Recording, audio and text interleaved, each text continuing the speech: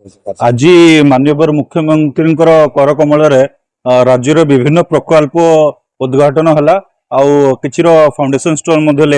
जदि आम पारादीप कथा कहवा जगतसिंहपुर जिले में आमर पारादीप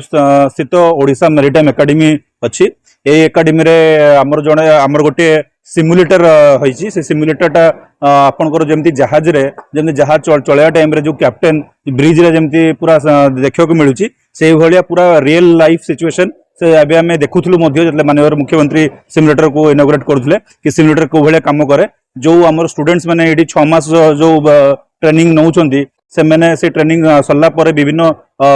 जहाज को भी चलाया भी प्रशिक्षित होती तो से जो सिमुलेटरटा मो स्टूडेंट संगे भी आज इंटरेक्ट कर देखुली से मैंने भी चलाउछंती से जिनसटा को तो रियल लाइफ रे जहाज से चलेबे एडी सिमुलेटर ताको चलेकी शिखिके से मैंने बहुत शिक्षा लाभ करें तो मुझे भावुँ कि आम संस्था पारादीप अंचल एटा बहुत